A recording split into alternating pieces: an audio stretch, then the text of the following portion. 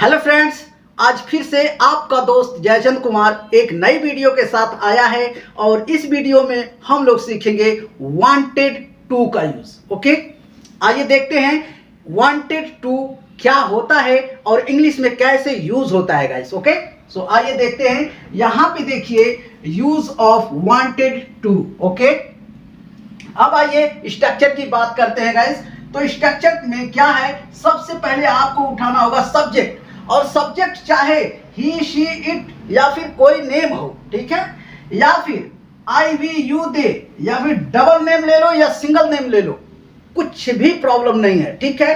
Subject के बाद चाहे आई वी यू दे हो, चाहे ही शी इट, चाहे नेम कोई भी हो, उसके बाद में आपको क्या लगाना है गाइस, वांटेड का यूज कर लेना है, ठीक है। वांटेड का यूज, क्योंकि वांट का सेकंड फॉर्म जो होता है ना, वो वांटेड होता है, ठीक है। तो हम लोग पास्ट में देख रहे हैं, पास्ट में वीडियो बना रहे हैं पास्ट के लिए, ठीक है।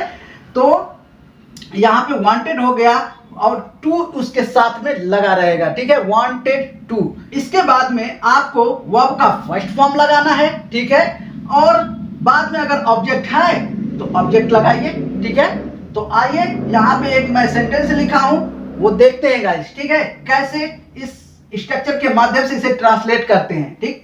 तो देखिए, मैं जाना चाहता था, ठीक है, पास्ट की बात है, मैं जाना चाहता था। तो मैं का अंग्रेजी क्या होता है, आई, एक मिनट, 1 मिनट, आई, ठीक है, आई, यहां से हमने सब्जेक्ट उठा लिया, ओके। अब गाइस हमको क्या लगाना है, वांटेड, हमें वांटेड का यूज करना है। तो देखिए यहां पे हो गया वांटेड, आई वांटेड, इसके साथ में टू लग जाता है, ठीक है, आई वांटेड टू। ओके, अब क्या करना चाहता था, तो जाना चाहता था, जाने की अंग्रेजी गो, ओके, हो गया। ये था इसके अंदर आ गया, वांटेड के अंदर था आ गया, ठीक है। मैं जाना चाहता था, आई वांटेड टू गो, ठीक है। और एक सेंटेंस है, वह जाना चाहता था, वह, ठीक है, सिंगुलर सब्जेक्ट वह। यहां पे देखिए, एक मिनट, मार्कर चेंज करते हैं, ये देखिए ही, ठीक है, ही का अंग्रेजी क्या होता है, सॉरी, वह का अंग्रेजी क्या होता है, ही। ओके, तो ही ये सब्जेक्ट हो गया। इसके बाद डायरेक्ट लगाना है आपको वांटेड, ठीक है, यहां पे देखिए वांटेड, ओके। अब गाइस इसके बाद में, वांटेड के बाद में यहां पे टू सटा हुआ रहेगा और वर्ब का फर्स्ट फॉर्म जो जाना चाहता था, तो जाने का अंग्रेजी गो, ओके। अब आइए इसके ऊपर कुछ सेंटेंसेस बोलते हैं और उसी तरह से आपको प्रैक्टिस करनी है गाइस, ओके। तो चलिए देखते हैं। मैं जाना चाहता था, आई वॉन्टेड टू गो, मैं आपसे बात करना चाहता था, I wanted to talk to you, मैं आपसे मिलना चाहता था, I wanted to meet you, वह आपसे मिलना चाहता था, he wanted to meet you, वह आपसे बात करना चाहता था, he wanted to talk to you, वह बाजार जाना चाहता था, he wanted to go to market, ठीक है। तो इस तरीके से आपको बहुत सारे सेंटेंस बोलना है गाइस, ओके। अब आइए नेगेटिव का देख लेते हैं गाइस, ओके। इसमें नेगेटिव कैसे यूज होता है, ये तो पॉजिटिव था और पॉजिटिव में वांटेड हो रहा था, लेकिन नेगेटिव में क्या होगा, आइए देखते हैं। देखिए गाइस, सब्जेक्ट यहीं से उठा लीजिए, आई वी यू दे, प्लूरल कोई भी, सिंगुलर हो प्लूरल हो, सबको कोई भी उठा लीजिए, ठीक है। और सब्जेक्ट के बाद में क्या करना है आपको, सब्जेक्ट इसके बाद में क्या करना है आपको, डिड नॉट या फिर डिडंट का यूज करना है, ठीक है, डिड नॉट या फिर डिडंट, ओके। इसके बाद जैसे डिड नॉट या फिर डिडंट होगा ना, तो जो ये वांटेड है ना, ये तुरंत अपने ओरिजिनल फॉर्म में आ जाएगा, वांट हो जाएगा, ठीक है, वांट टू। अब देखिए यहां पे देखिए वांट टू, ठीक है। तो सब्जेक्ट और इसके बाद में वर्ब का फर्स्ट फॉर्म वैसे ही रहेगा, ठीक है। अब यहां पे सेंटेंस है, देख लीजिए, मैं नहीं जाना चाहता था, मैं नहीं जाना चाहता था। अब देखिए हमें इसको ट्रांसलेट करना है, हालांकि मैं कर चुका हूं, ठीक है। तो देखिए, मैं का अंग्रेजी आई, ओके। अब नहीं का ये डिड नॉट हो गया, ठीक है, या फिर शॉर्ट में डिडंट कहेंगे, ठीक। इसके बाद में ये जो वांटेड था ना, ये हो गया वांट, और उसके साथ में ये टू, ठीक है। अब आइए यहाँ पे जो वर्ब है वो लगा दीजिए। तो जाता था, मैं नहीं जाना चाहता था, तो यहाँ हो गया गो, जाने की अंग्रेजी गो, ठीक है। तो और वैसे ही यहाँ पे और एक सेंटेंस है, देख लीजिए गाइस, ये सिंगुलर में मैं दिखाया हूं क्योंकि कंफ्यूजन नहीं रहना चाहिए कि सिंगुलर और प्लूरल में कोई डिफरेंस है क्या, इसलिए मैंने ये बनाया है। तो वह नहीं जाना चाहता था, वह यानी ही, यहां से उठा लीजिए ही, वह की अंग्रेजी ही, और इसके बाद डिडंट लगा लीजिए या फिर डिड नॉट लगा लीजिए, ठीक है।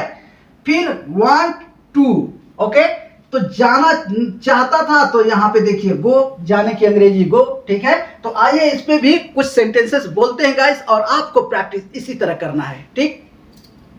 तो चलिए देखते हैं। मैं नहीं खाना चाहता था, I didn't want to eat, ठीक है।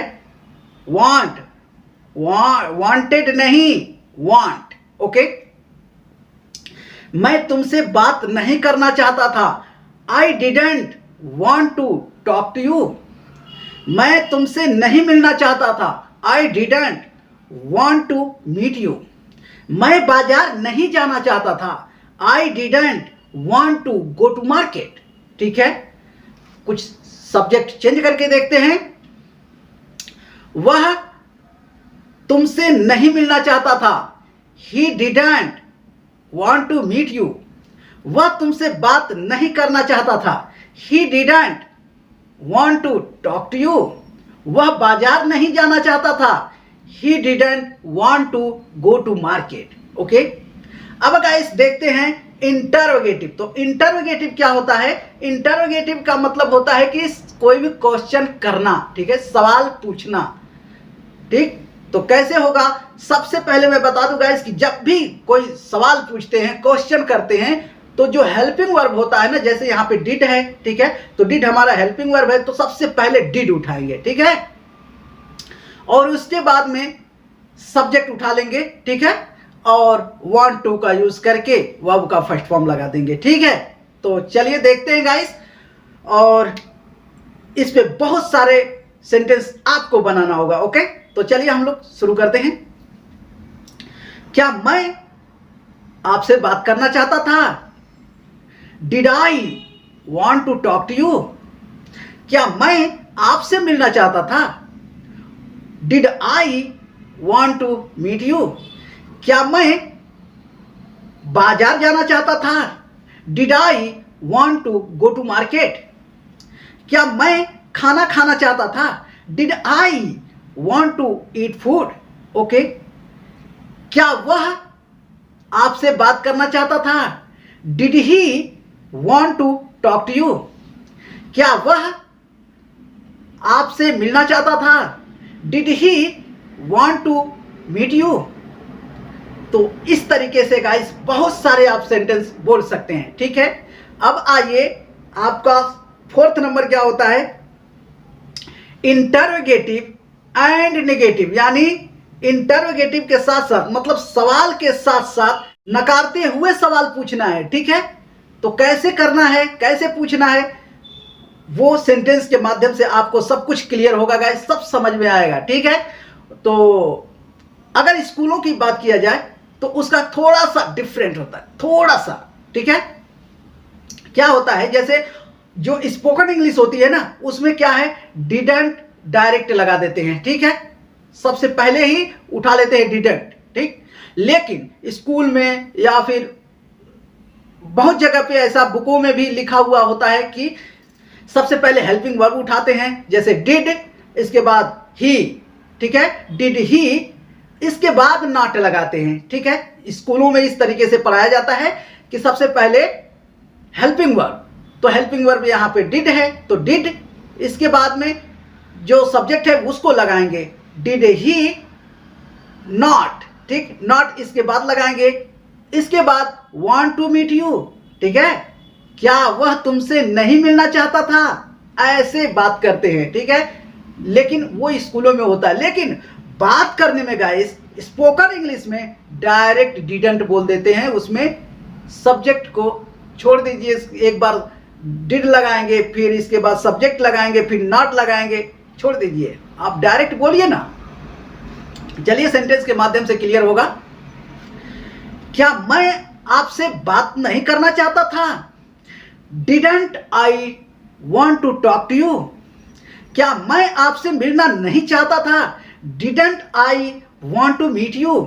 क्या मैं बाजार नहीं जाना चाहता था? Didn't I want to go to market? क्या मैं खाना नहीं खाना चाहता था? Didn't I want to eat food? क्या वह बाजार नहीं जाना चाहता था? Didn't he want to go to market? क्या वह आपसे बात नहीं करना चाहता था? Didn't he want to talk to you? So इस तरीके से गाइस ढेर सारे सेंटेंस आप बोल सकते हैं, और प्रैक्टिस करने के लिए बहुत सारा सेंटेंस बोलना पड़ेगा और बार बार प्रैक्टिस करना पड़ेगा, तभी आप बोल पाएंगे गाइस। और ये 4 सेंटेंस जो होते हैं ना, 4 टाइप के, positive, negative, interrogative and negative, ये हर लैंग्वेज में होता है, और हर लैंग्वेज में होता है। आप चाहे जो भी लैंग्वेज बोलते हैं, हिंदी हो, गुजराती हो, मराठी हो, तेलुगु हो, चाहे जो भी हो, सब में 4 टाइप का सेंटेंस होता है, तो इंग्लिश में क्यों नहीं होगा? तो वो सीखने के लिए आप अपनी चारों तरह की बातें करने के लिए आपको ये चारों तरह का सेंटेंस बनाना आना चाहिए, ठीक है। सो गाइस, और इसके अलावा मैं बता दूं आपको, वाना का भी यूज होता है। तो जैसे आप पास्ट जो हम वांटेड का यूज करते हैं ना पास्ट टेंस के अंदर, ठीक है, पास्ट में, तो वहां पे आप पॉजिटिव जो सेंटेंस बोलेंगे उसमें वाना का यूज नहीं कर सकते, ठीक है। वाना का यूज यदि कोई सबसे पहले इंटरोगेटिव सेंटेंस बोलता है, ठीक है, यानी सवाल करता है, तो वाना का यूज होगा, और उसके बाद में फिर अगर पॉजिटिव बोलता है तो भी वाना का यूज आप कर सकते हैं, क्योंकि अंडरस्टूड हो जाएगा, ठीक है। वो सवाल जो पूछेगा, वांट से बोल के देखते हैं गाइस, वह जाना चाहता था, ही वांटेड, ठीक है। वांटेड से समझ में आ जाता है कि हमारा जो है ये पास्ट सेंटेंस है, ठीक है। वह जाना चाहता था, ही वांटेड टू गो, ठीक है, ही वांटेड टू गो। लेकिन यही वाना बोल के देख लीजिए, ही वाना गो, क्या पता चला? कुछ पता चला कि हम पास्ट में बात कर रहे हैं या प्रेजेंट में बात कर रहे हैं? नहीं पता चलेगा। इसीलिए जो है वाना का यूज पास्ट में जो पॉजिटिव सेंटेंस है उसके साथ में यूज नहीं होता है स्टार्टिंग में। और यही आप सवाल कर देंगे ना, सवाल कर देंगे, डिड यू वाना गो, तो अगर प्रेजेंट में बात किया जाए, हे डू यू वाना गो, तो पता चलता है कि हाँ डू यू वाना गो, यानी कि डू से हमको पता चल जाता है कि ये प्रेजेंट टाइम की बात हो रही है, ठीक है। और पास्ट में अगर बात किया जाए तो did you wanna go, did you wanna गो, तो हमको पास्ट में डिड से पता चल जाता है कि ये पास्ट की बात हो रही है, बीती हुई बात हो रही है, क्या तुम जाना चाहते थे, ठीक है। लेकिन वही आप पॉजिटिव में बोलेंगे तो पता ही नहीं चलता है, तो दोनों सेम सेंटेंस हो जाता है। इसीलिए पॉजिटिव सेंटेंस पास्ट के अंदर में वाना का यूज नहीं कर सकते, कर सकते हैं लेकिन वो क्वेश्चन करने के बाद। जैसे हे did you wanna go, did you से हमको पता चल गया कि क्या तुम जाना चाहते थे, ठीक है। डिड से पता चल गया कि क्या तुम जाना चाहते थे। अब आप कह सकते हैं पॉजिटिव सेंटेंस में, यस आई वाना गो, ठीक है, यस आई वाना गो, ठीक है। तो इस तरीके से वाना का यूज होता है गाइस। सो आप पॉजिटिव में छोड़ के बाकी सब में यूज करिए वाना का यूज। तो वाना का यूज ज्यादा यूज होता भी नहीं है, तो उसको छोड़ दीजिए। अगर आपको बात करना है तो इस तरीके से बात कर भी सकते हैं, ठीक है। जैसे हे did you wanna go to market, yes I wanna go to market, ठीक है, आई वाना गो टू मार्केट। और एक चीज मैं बता दूं गाइस, कई जगह ना ये वांट, ठीक, ये वांट जो होता है ना, वांट के बाद में टू नहीं आता है, कई जगह ऐसे होता है, ठीक। तो पास्ट में भी ऐसे होता है और प्रेजेंट में भी ऐसे होता है यानी कि ये टू खत्म हो जाता है। तो किस सिचुएशन में, कब ये खत्म हो जाता है, टू नहीं लगता है? वांट के बाद टू नहीं लगता है, वांट्स के बाद टू नहीं लगता है, और वांटेड के बाद भी टू नहीं लगता है। ये कब आता है, ऐसा सिचुएशन कब आता है कि हम लोग ऐसे बोलते हैं कि मतलब आई वांट, टू नहीं बोलते हैं वहां पे, ठीक है। तो जब आप कोई थिंग्स की बात करेंगे, कोई सामान की बात करेंगे, तो वहां पे आपको टू नहीं लगाना है। जैसे मैं बोलता हूं कि मैं एक मोबाइल चाहता हूं, ठीक है, मैं एक मोबाइल चाहता हूं, ये एक सामान है ना, तो मैं एक मोबाइल चाहता हूं, तो I want a mobile, to नहीं आया, आई वांट अ मोबाइल, ठीक। इसी तरह से मैं एक मार्कर चाहता हूं, I want a marker, to नहीं आएगा, ठीक है। वह एक मार्कर चाहता है, ही वांट्स अ मार्कर, ठीक। वह एक मोबाइल चाहता है, ही वांट्स अ मोबाइल, ठीक है। तो इस तरीके से टू यहां पे नहीं लगता है। जब भी आप कोई भी सामान, वहां पे वर्ब नहीं होना चाहिए, वर्ब होगा तो आपको टू लगाना होगा, ऑब्जेक्ट होगा, सामान होगा, थिंग्स होगा, तो वहां पे आपको बिना टू का बात करना है। और इसी तरह से पास्ट में भी होता है गाइस। जैसे मैं मोबाइल चाहता था, आई वांटेड अ मोबाइल, ठीक है, आई वांटेड अ मोबाइल। मैं एक मार्कर चाहता था, आई वांटेड अ मार्कर, ठीक। तो इस तरीके से यूज होता है guys. Okay, so I hope आप समझ गए होंगे। तो बस आज के लिए इतना है। हाँ, जाने से पहले गाइस, अगर वीडियो पसंद आए तो लाइक किया करें, और चैनल पे पहली बार विजिट कर रहे हैं तो प्लीज सब्सक्राइब कर लें, बहुत कुछ सीखने को मिलेगा गाइस। ओके, सो प्रैक्टिस करते रहिए। बस आज के लिए इतना ही, मिलेंगे अगली वीडियो में, तब तक के लिए बाय बाय, टेक केयर।